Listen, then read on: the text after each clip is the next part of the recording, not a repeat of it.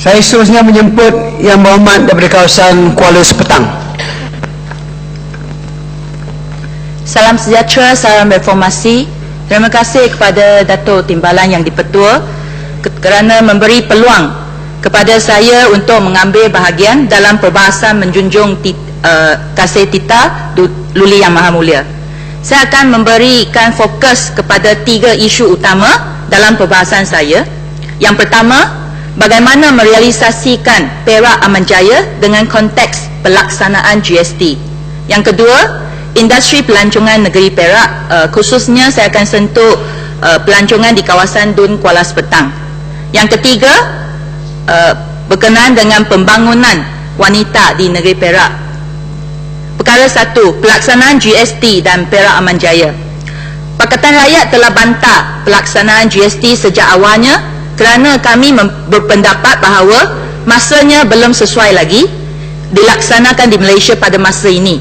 Pada realitinya, di Malaysia hanya 15% daripada pekerja yang mampu membayar income tax dengan izin, iaitu cukai pendapatan.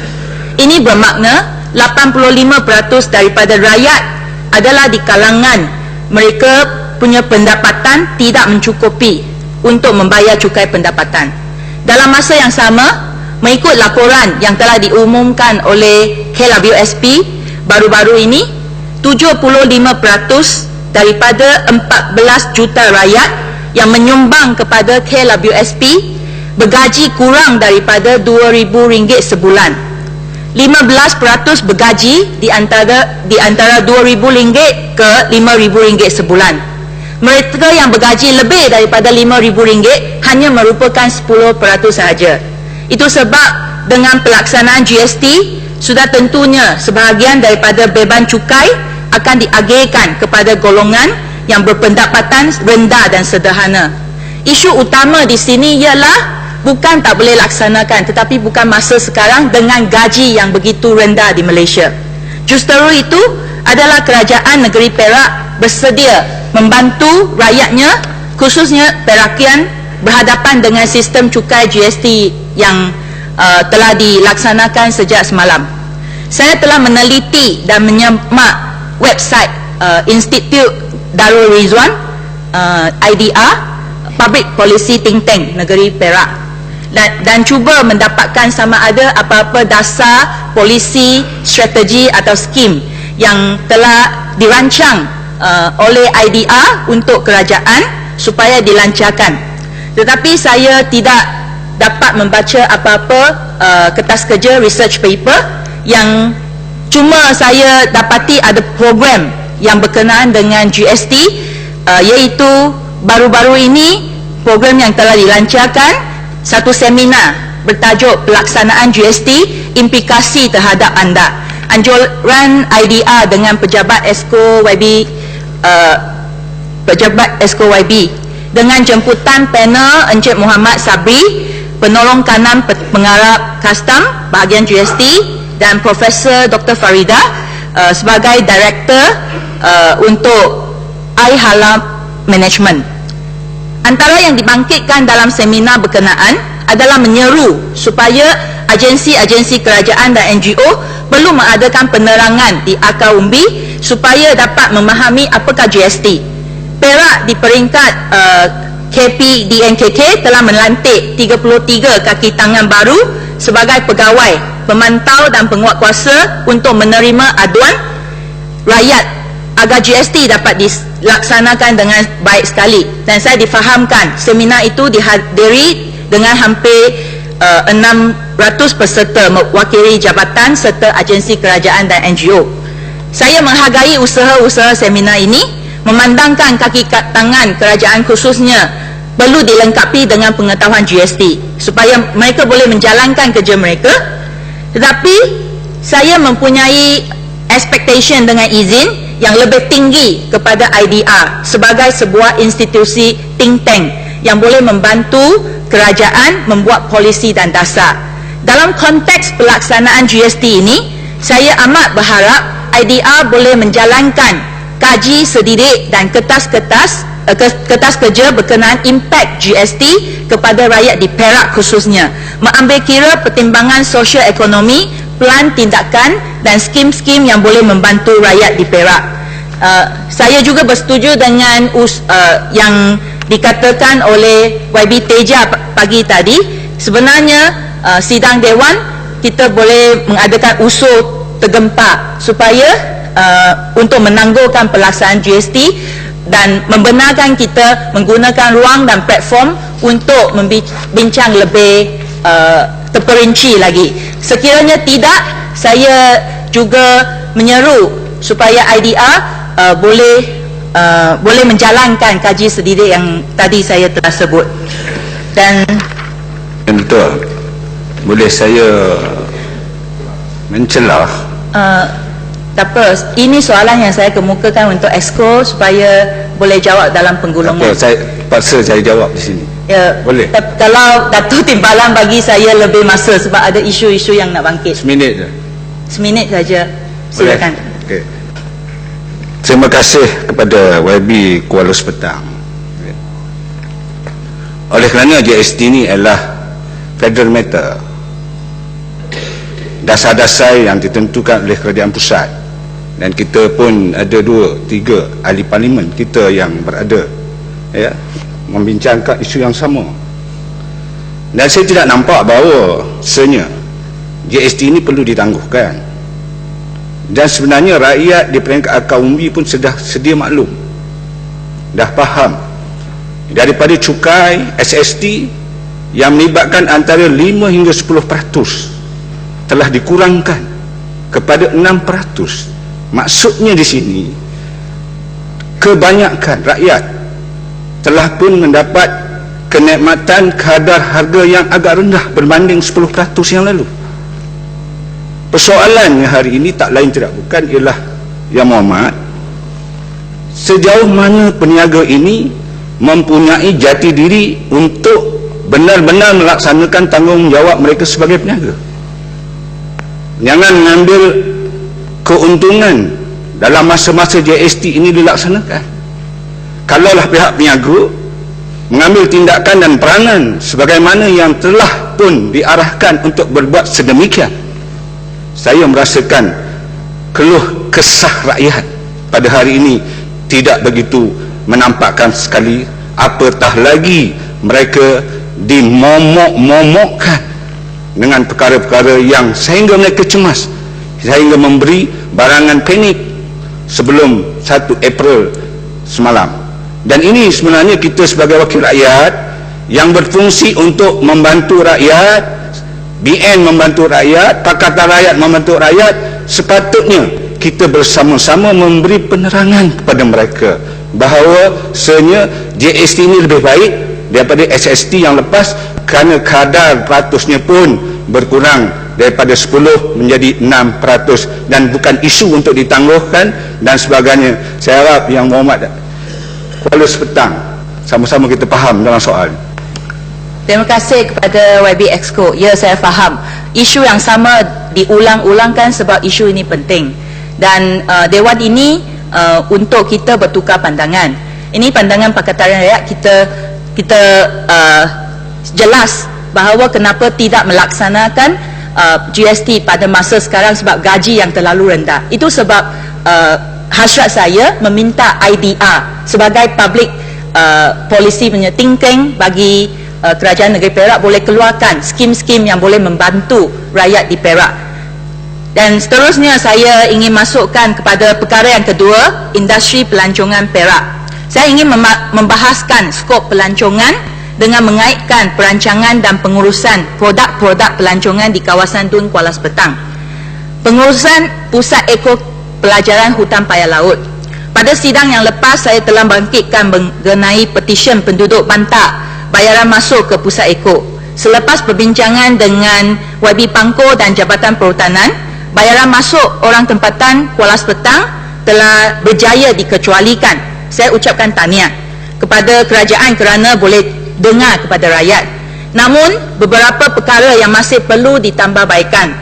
Penduduk tempatan yang dikecualikan bayaran masih perlunya untuk mengisi borang PAS percuma urusan SOP ini bagi saya adalah satu birokrasi yang menyusahkan penduduk, pada masa yang sama juga menyusahkan pegawai-pegawai. Contohnya mereka boleh terus belajar dengan cara Ju typing dengan menunjukkan kad IC sudah mencukupi, dan kadar bayaran masih dikekalkan RM5 seorang untuk pelancong dan RM15 untuk pelancong negara luar, foreigner. Ramai pelancong yang pertikaikan dengan kemudahan infrastruktur yang perlu dinaik taraf sebelum menggunakan bayaran, ataupun turunkan harga bayaran ke RM3. Ini kaji sedidik yang pejabat saya telah lakukan supaya tidak membebankan rakyat. Saya telah melawat ke pusat Eko dan mendapati terdapat banyak bas pelancongan yang sekarang tidak meletakkan pusat Eko ini sebagai destinasi bila mereka diberitahu perlu bayaran RM5 seorang, dan mereka akan terus membawa rombongan pelancong ke dapur arang dan pergi menaiki bot. Pihak kerajaan, saya cadangkan pihak kerajaan boleh mendapatkan respon daripada pegawai. Setahu saya 2 pegawai yang telah diaturkan untuk bertugas di kaunter pembayaran, so boleh dapatkan feedback daripada mereka untuk menjaminkan satu perancangan pelancongan yang jangka masa yang panjang. Keduanya, pelancongan lumba-lumba dengan izin Dolphin Kuala Sepetang. Lumba-lumba merupakan ikon yang sangat unik kepada Kuala Sepetang. NGO yang bernama Mareset telah hampir 2 tahun menjalankan kajian di kawasan Kuala Sepetang setiap 2 bulan, melawat ke kawasan Matang untuk field trip, dan saya mengharapkan YB Tuala Sekang boleh dalam penggolongannya memberitahu pembangunan pelancongan lumba-lumba ini. Yang ketiganya, pelancongan klip-klip di Kampung Diu Kuala Sepetang. Pada sidang penggal pertama, kerajaan telah mengumumkan bahawa hutan kawasan Kampung Diu klip-klip ini telah diwakilkan untuk klip-klip. Akan tetapi sehingga hari ini masih berlakunya pencerobohan. Saya juga pernah bangkitkan berkenaan aduan NGO Kecap yang menyatakan sungai Kampung Diu yang disyaki tercemar disebabkan kilang penternakan udang, dan pencemaran yang berlaku telah mengakibatkan habitat klip-klip diancam dan populasinya turun dengan mendadak. So persoalannya, apabila timbulnya isu sungai di Kampung Diu ini menyebabkan udang-udang mati terapung, dan pada masa itu Jabatan Alam Sekitar kata tidak ada berlaku pencemaran. Ini yang bila kita pergi ke jabatan, jawapan yang diberi. Tapi pada hari ini saya ada satu laporan yang baru-baru saya dapati daripada NGO yang namanya dengan izin detection of multiple potentially pathogenic bacteria in Matang Mangrove Estuaries, Malaysia. Ini telah dipamerkan di Journal Marine Pollution Bulletin pada bulan Mei 2014. Saya tidak pasti sama ada kerajaan sudah mempunyai data atau menjalankan kajian sedidik di kawasan Kuala Sepetang, Matang dan Kampung Diu. Saya akan serahkan dokumen ini kepada kerajaan untuk membuat siasatan yang lebih lanjut. Yang seterusnya, rancangan trafik setempat Kuala Sepetang.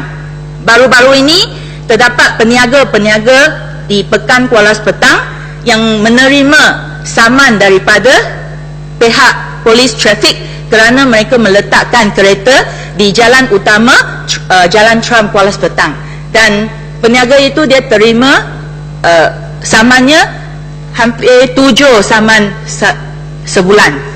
Disebabkan industri ekopelancongan yang kiat berkembang, kesesakan lalu lintas telah menjadikan satu isu dalam komuniti. Keadaan lalu lintas di kawasan gerai-gerai mi udang juga sangat sibuk sehingga peniaga mi udang kena mengupah rela untuk menjaga lalu lintas, khususnya pada hari Sabtu, Ahad dan cuti.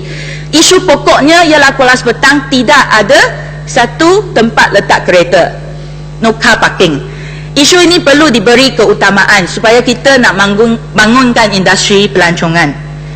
Datuk Timbalan Yang di-Pertua, perkara yang ketiga yang saya nak bangkitkan, pembangunan wanita di negeri Perak.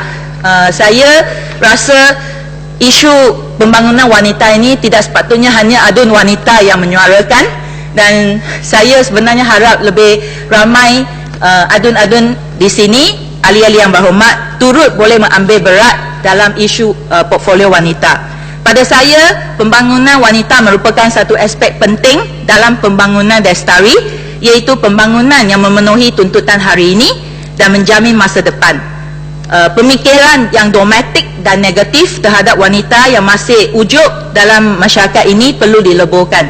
Sebagaimana yang telah ditunjukkan dalam sejarah, perjuangan inklusif mengangkat kedudukan wanita adalah perjuangan bersama kaum wanita dan kaum lelaki. Untuk membolehkan pembangunan wanita yang lebih dinamik dan progresif, usaha perlu dimulakan dalam semua aspek daripada persepsi hingga undang-undang, iaitu dengan mengiktiraf wanita sebagai elemen inklusif pembangunan masyarakat dengan negara yang lestari, di samping perlindungan terhadap wanita daripada keganasan domestik hingga diskriminasi gender. Saya ingin sentuh berkenaan dengan draft pelan tindakan strategik pembangunan wanita dan keluarga negeri Perak. Sejauh manakah kita telah mencapai dalam pembangunan wanita? Saya harap YB Berang dapat jawab dalam penggulungan. Ada beberapa soalan piawaian yang saya akan senaraikan dan sebutkan di Dewan Yang Mulia ini. Apakah status peratus penlibatan wanita di peringkat pembuat keputusan di setiap jabatan kerajaan dan GLC di negeri Perak? Sama ada kita ada Datuk Bandar, DO ataupun pengarah di GLC yang merupakan wanita di agensi dan jabatan. Berapakah pusat penjagaan kanak-kanak yang telah disediakan oleh kerajaan di jabatan-jabatan kerajaan? Apakah insentif yang telah diberikan kepada syarikat swasta supaya menyediakan pusat penjagaan kanak-kanak? Infrastruktur yang friendly kepada wanita, seperti saya masih ingat YB Berang pernah sebut berkenaan dengan ladies parking dan breastfeeding room dengan izin. Adakah khusus gender dijalankan di jabatan kerajaan dan sekolah supaya masyarakat lebih faham dengan konsep gender equality dengan izin dan hormat kepada wanita? Di samping itu, saya juga ingin menyuarakan impak GST kepada saya sebagai seorang wanita. Untuk pengetahuan ahli-ahli yang berhormat, terdapat satu kempen online petition yang telah dimulakan sejak 20 hari bulan Mac, iaitu yang mengesah produk tuala wanita dikecualikan daripada GST. Dan online petition ini bernama dengan izin Stop Taxing Women for Their Periods. Yang Muhammad hanya tinggal 2 minit Yang Muhammad untuk habiskan ucapan. Wanita tidak patut dikenakan cukai bagi pembelian produk kebersihan yang membantu dalam keperluan biologi kami sebagai wanita ketika datang haid. GST ke atas produk kebersihan wanita telah melanggar hak asasi kita untuk mendapatkan bantuan kebersihan. Maka saya ingin mengesyorkan ahli-ahli yang berhormat, tidak kira barisan atau Pakatan Rakyat, tidak kira lelaki atau wanita, sama-sama kita menyokong online petition ini. Dan saya juga mengesyorkan YB Berang boleh mengemukakan petition kerajaan negeri Perak berkenaan dengan isu ini. Dan akhir sekali, Datuk Timbalan Yang di-Pertua, untuk mengakhiri ucapan perbahasan saya mengenai isu pakaian hitam, saya cuma ingin menegaskan pihak kami menghormati dan menjunjung institusi raja sebagai institusi yang berkecuali, iaitu melangkaui politik kepatian.